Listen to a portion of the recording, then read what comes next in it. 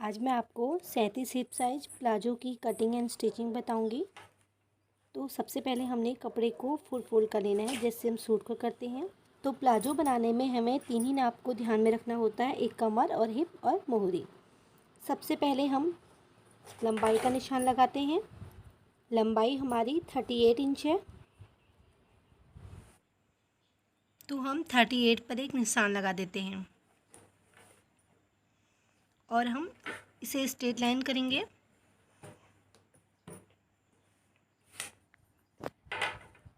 अब हमें इलास्टिक के लिए मार्जिन चाहिए, जितनी चौड़ी हमारी इलास्टिक रहेगी उतना ही हम एक्स्ट्रा लेंगे। तो यहाँ पर हम देख लेते हैं कि हमारी इलास्टिक कितनी चौड़ी है, उसी हिसाब से हम इस पर मार्जिन रख लेते हैं। 2 पॉइंट ज़्यादा ही रखेंगे इलास्टिक से, क्योंकि 2 पॉइंट सिलाई में जाएगा हमारा। उसके बाद हम यहाँ पर सीधा निशान लगा लेते हैं इस तरीके से। उसके बाद हम फोल्डेड साइड से हिप का निशान लगाएंगे। तो हिप हमारी 37 है, उसमें 1.5 इंच प्लस करने पर हमारा 39 आ जाएगा और उसमें 1 इंच प्लस करेंगे तो 40 हो जाएगा। तो हम 40 का चौथाई भाग रखेंगे यहाँ पर 10 इंच। 10 इंच पर हमने निशान लगा लेना है।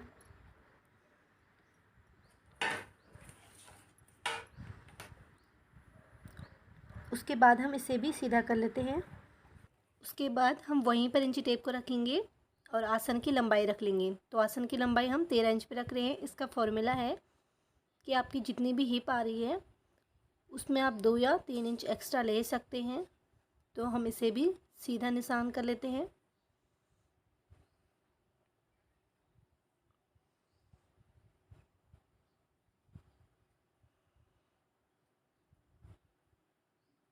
अब हम यहाँ पर इंची टेप को रखेंगे और क्रोच एरिया के लिए 2 इंच का निशान लगा लेंगे और इसे गोलाई में शेप दे देंगे।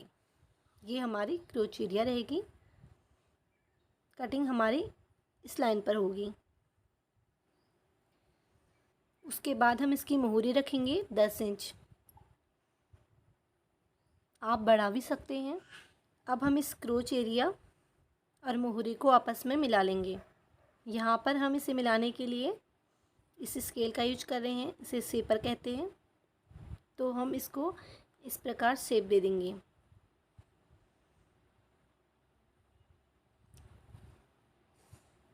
शेप देने से क्या होगा कि हमारे प्लाजो ऊपर को नहीं उठेगी।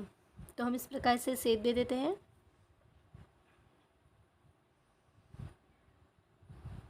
और इंच टेप को आगे बढ़ाते हुए इसमें सिलाई मार्जिन भी इसी तरीके से हम ले लेते हैं।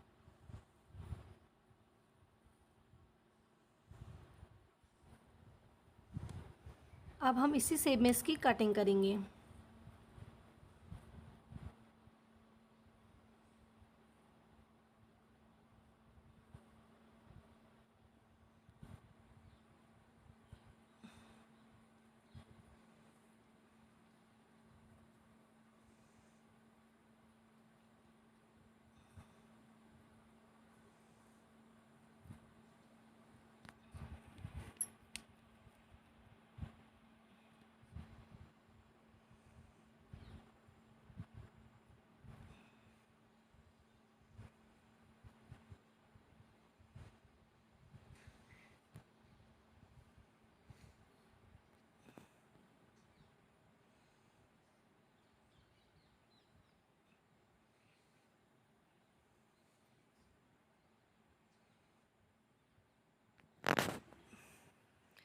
तो हमने इसकी कटिंग कर ली है।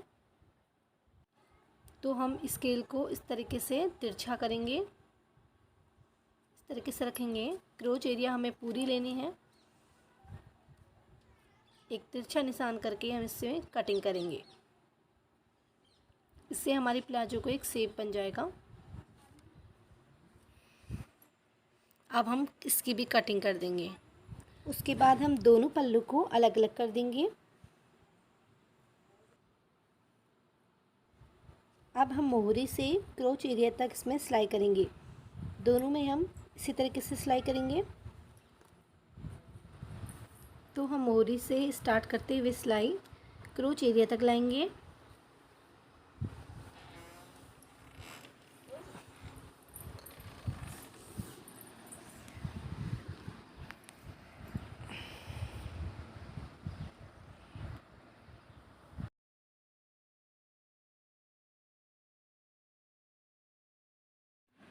तो अब आती है हमारी आसन को सिलने की बारी। तो आसन को सिलने से पहले हम क्या करेंगे, एक पार्ट हमारा उल्टा रहेगा और दूसरे पार्ट को हम इस तरीके से उल्टा कर देंगे। अब हम क्या करेंगे, उल्टे वाले पार्ट के अंदर इस उल्टे वाले पार्ट को डालेंगे। इससे क्या होगा, हमारी आसन की सिलाई पक्की हो जाएगी, वो जल्दी नहीं फटेगी। तो अब हम इसको इस तरीके से डाल लेते हैं।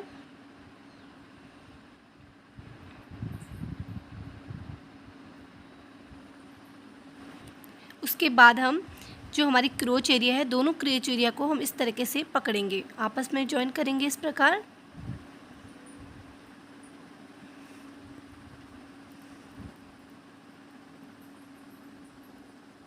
अच्छे से संभालते हुए अब हम यहाँ से स्टिच करना शुरू करेंगे।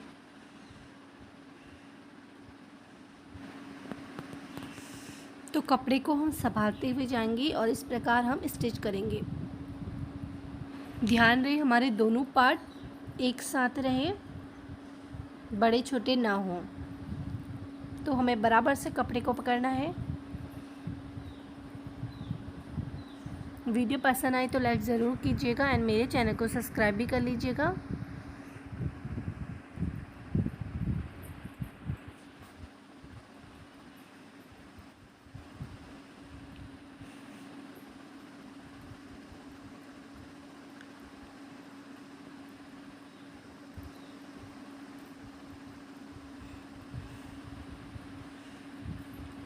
अब हम यहाँ पे क्रोच एरिया पर आ चुके हैं।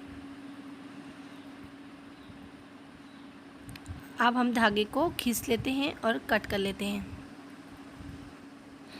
तो अब हम इसे खोल लेते हैं। देखिए हमारा आसन बिल्कुल परफेक्ट आया है। अब हम इसमें इलास्टिक डालेंगे। इलास्टिक डालने से पहले हम इसे फोल्ड कर लेते हैं। तो आप इस प्रकार बीच की सिलाई को साइड से कर लीजिए दोनों को, इससे हमारा कपड़ा वहाँ पे ज़्यादा मोटा नहीं रहेगा। तो हमने जितना मार्जिन लिया है उसी हिसाब से हमें इसे स्टिच करना है। आप चाहें तो पिन से सिक्योर भी कर सकते हैं या फिर ऐसे पकड़ते हुए फोल्ड करते रहिए।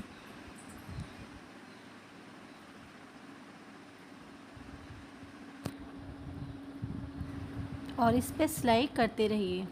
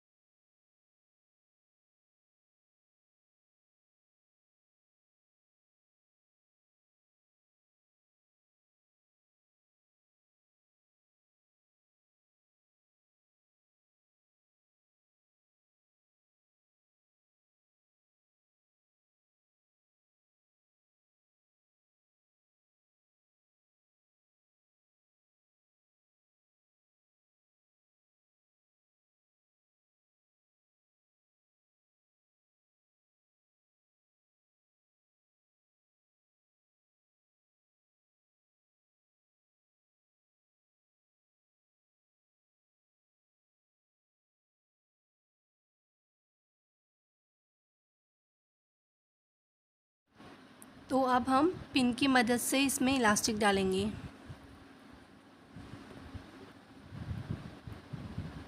इसके अंदर से हमें इलास्टिक को डालना है।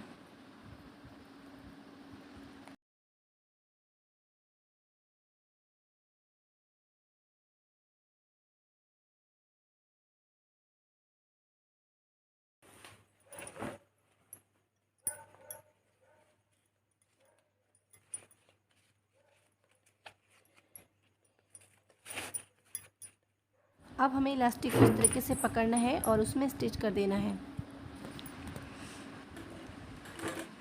दोनों इलास्टिक को आपस में जॉइन कर देना है।